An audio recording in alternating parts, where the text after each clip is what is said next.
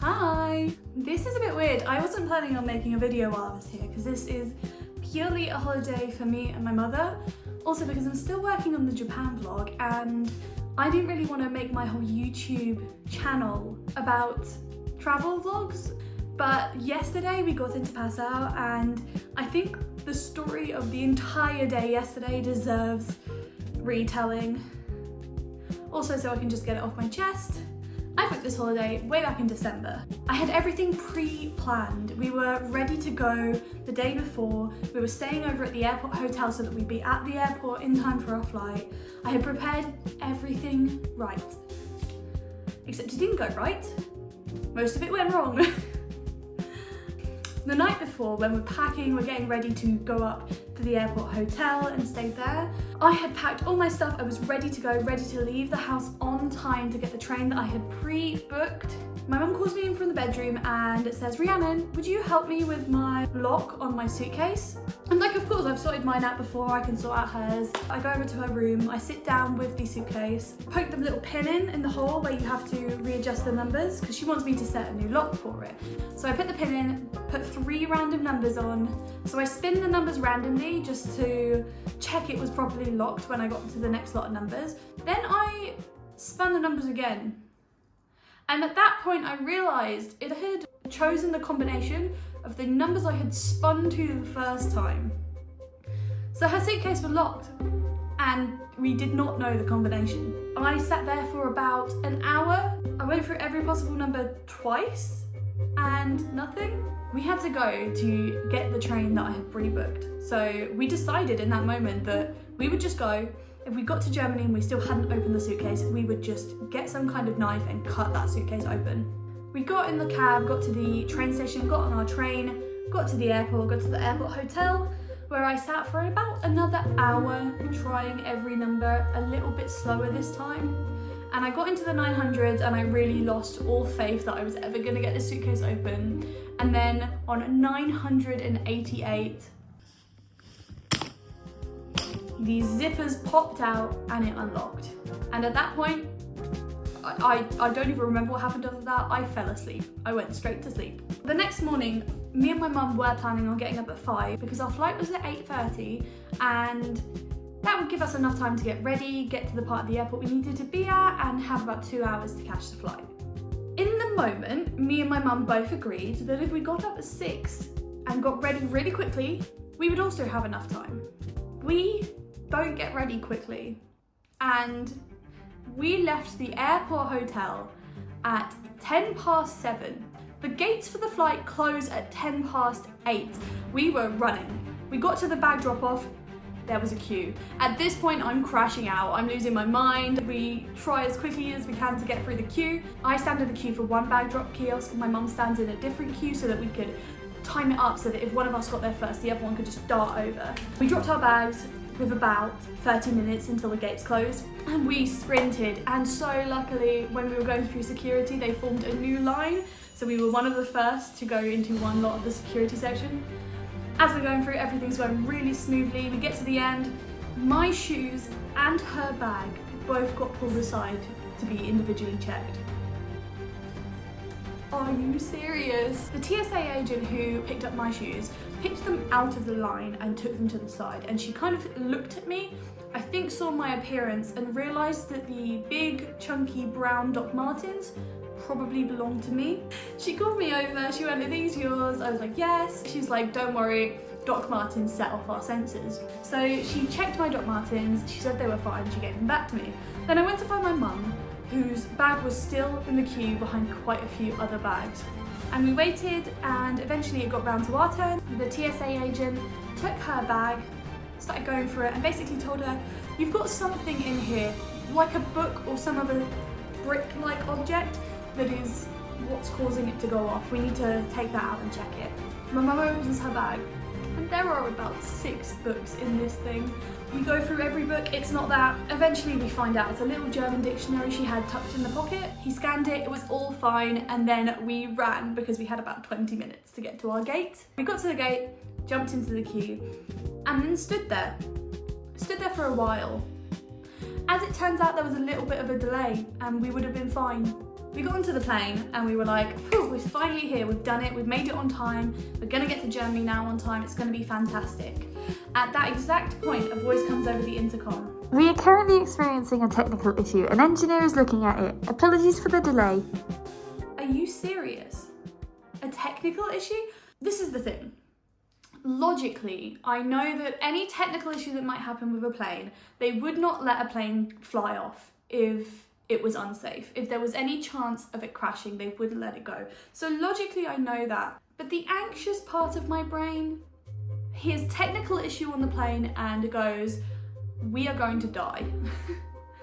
Luckily, the engineer gets done with whatever technical issue it was. So the plane starts moving towards the takeoff area. Good morning again, ladies and gentlemen. You might have seen that there is some mist over the sky today. Because of that, we are number 15 in the queue to take off. Number 15? Number 15 in the queue? The silver lining is we didn't have anywhere to be urgently when we got into Germany. We pretty much had the whole day to get to where we were going. So silver lining is no major problems were caused by this delay, but if I had somewhere to be, I'd be fuming. Eventually we set off and the flight was lovely actually. I had a lovely little snack. I sat there doing a Sudoku book for most of it. Turns out I'm really good at Sudoku. Once I figured out what the rules were, ignore the first 2 pages where I didn't know the rules. And eventually we came down to land and it was such a good feeling. We started our descent. You could hear the wheels being lowered and the wheels hit the ground. What? Why are they speeding up? The plane took back off. The plane hit the ground and then took back off. I have never had that happen before. Everyone on this plane was so confused. And suddenly a voice over the intercom said, Good morning, ladies and gentlemen. The captain has decided to abort the landing. We will get back to you with more information soon. We all look at each other like, what are you talking about? What do you mean he decided against the landing? What does that mean? They didn't give us any more information at this point. We had nothing to go on. I said to my mum, I have never had this happen on a flight before. The guy next to me turns around, me neither. What? What is going on? As the flight is going back up, again, my logic versus my fear started having a little battle where logically in my head, I know there must be something wrong, there must have been something on the runway or something that wasn't lined up correctly for the landing, so he decided it wasn't safe and took off. The other part of my brain said, we are being held hostage, someone is kidnapping the plane, we will all die. Ladies and gentlemen, we have just circled around Munich and are now beginning our descent. Again. And a wave of relief went over my body. I did have a little thought of, this better not take off for the second time. But luckily we landed with no problems. The plane went down, we all got off, and I got into Germany with absolutely no problems.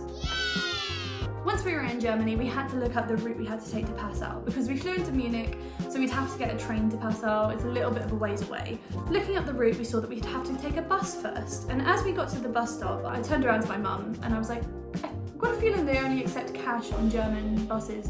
Do you have some cash? She turned around to look at me and went, no.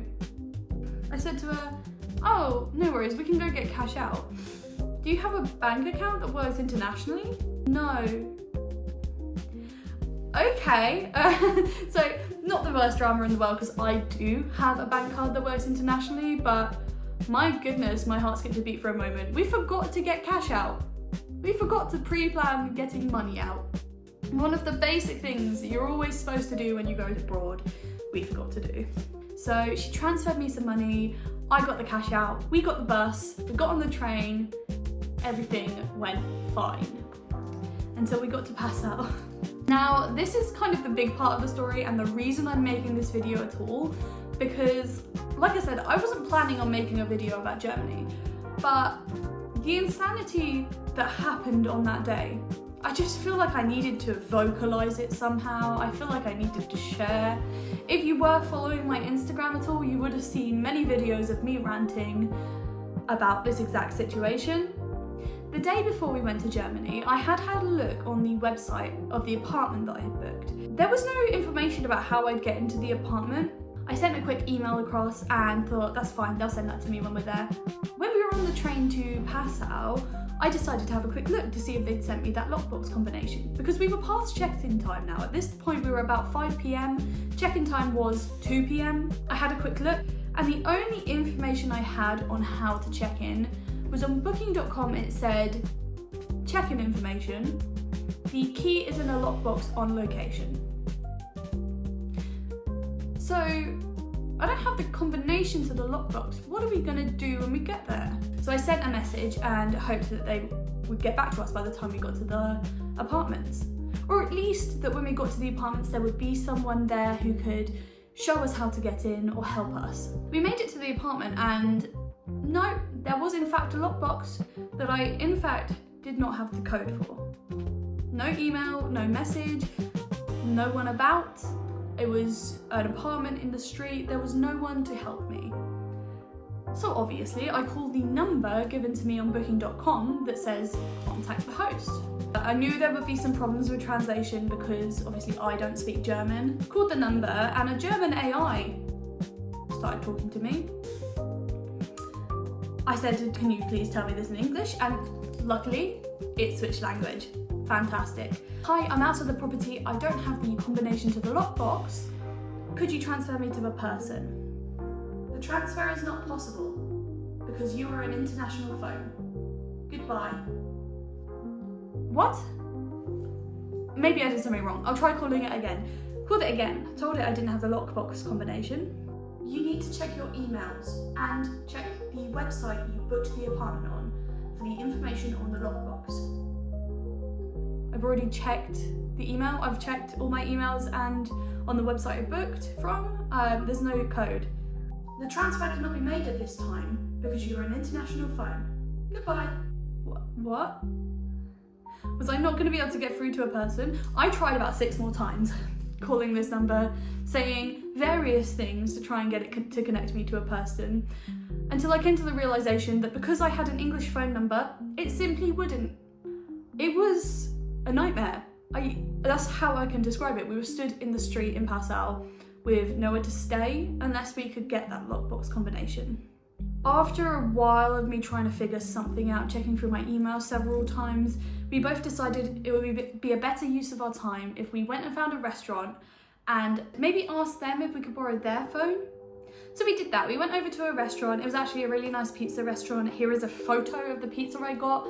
Jesus Christ, why is it that big? As we ordered, I typed into my phone on Google Translate something along the lines of, hi, I wonder if you can help me. We're trapped outside of our apartment and I can't contact the host because I have an international phone number. Could I borrow a phone? Showed it to our waitress with not a huge amount of hope that she would let us borrow her phone, to which she went, yeah, got her phone out of her pocket, gave it to me, and then walked off to serve her other table.